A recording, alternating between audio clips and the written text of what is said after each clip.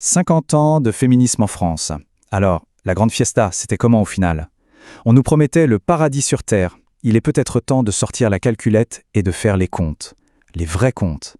On va regarder le bilan, les bénéfices d'un côté et la facture de l'autre. Alors, au menu du jour, on va se faire un petit audit comme pour une entreprise qui est au bord du dépôt de bilan.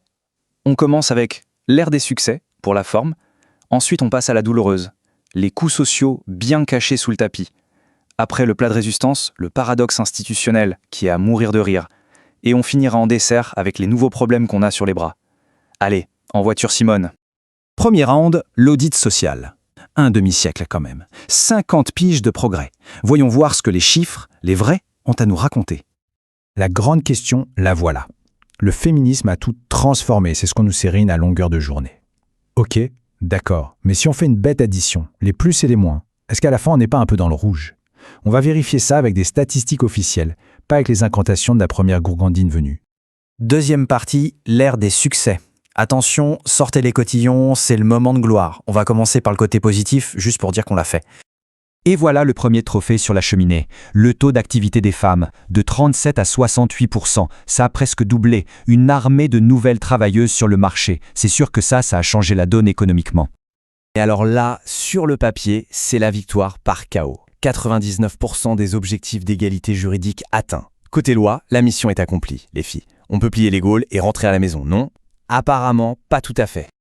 Bon, pour résumer le côté paillette du bilan, plus de sous dans le portefeuille, l'égalité parfaite dans les textes de loi, des familles dans tous les sens et moins de maris qui tapent. Ok, c'est noté. Allez, on passe aux choses sérieuses maintenant.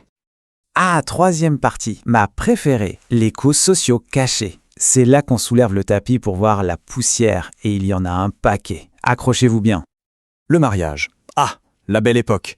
En 1970, il y avait 44 000 divorces. C'était un truc d'originaux. Aujourd'hui, on frôle les 120 000. Le risque de voir son mariage exploser en vol est passé de 12 à 44%. C'est presque une chance sur deux. Bravo l'artiste. Plus 267%. Ce n'est plus une augmentation, c'est une déflagration. On dirait les soldes le premier jour, sauf que là, on liquide des mariages en masse. Sacré progrès social.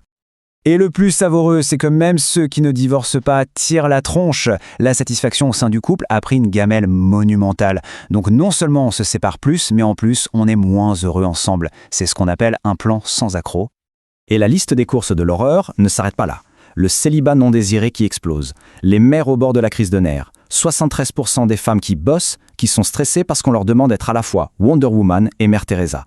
Et bien sûr, une société où tout le monde s'engueule sur le sujet. Quelle ambiance! Quatrième partie, le grand paradoxe. C'est là que ça devient franchement comique. Plus le féminisme gagne et s'installe dans les institutions, eh bien, moins les gens peuvent le supporter. C'est magnifique. Regardez-moi cette belle marche triomphale. Une loi par-ci, un ministère des droits de la femme par-là, la parité gravée dans le marbre de la Constitution. Elles ont coché toutes les cases du bingo institutionnel. Une réussite totale. Enfin, sur le papier. Et pendant ce temps-là, dans le monde réel, regardez-moi cette chute libre. Le soutien au féminisme s'effondre. Chez les femmes, chez les hommes et surtout chez les jeunes. Tout le monde déserte le navire. C'est à se tordre de rire. Plus elles ont le pouvoir, moins on veut d'elles. Voilà, c'est ça le résumé du gag. Institutionnalisation maximale égale adhésion minimale. C'est comme un restaurant qui a 3 étoiles au Michelin mais où personne ne met jamais les pieds. Un chef-d'œuvre d'absurdité. On arrive au bouquet final, les défis modernes. En gros, comment on se débrouille avec le champ de ruines relationnel qu'on nous a laissé. Alors, comment les grands penseurs expliquent ce fiasco? On a le choix entre plusieurs théories de pignouf. La théorie du « on a tout gagné, donc on s'en va », les faits « les jeunes sont des ingrats », le fameux « c'est la faute des méchants réax », ou ma préférée « tout le monde est fatigué ». Bref, ce n'est jamais de leur faute, évidemment. Donc, le bilan des courses aujourd'hui, c'est quoi? Une instabilité généralisée des couples, des femmes sous une pression monstre, des jeunes qui ne savent plus comment se draguer, des mouvements anti-féministes qui apparaissent, tiens donc quelle surprise, et un sentiment général que tout le monde en a ras-le-bol. Mission accomplie.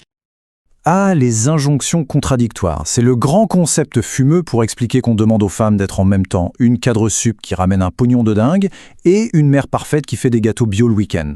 En gros, on leur a vendu un rêve impossible et maintenant on s'étonne qu'elles fassent des burn-out. Quelle bande de gens foutres! On termine avec la question qui tue. Maintenant qu'elles ont obtenu tout ce qu'elles voulaient sur le papier et qu'on est tous dans la panade à cause des effets secondaires, on fait quoi? On invente de nouveaux objectifs pour essayer de réparer les dégâts? On vous laisse méditer là-dessus. et bon courage.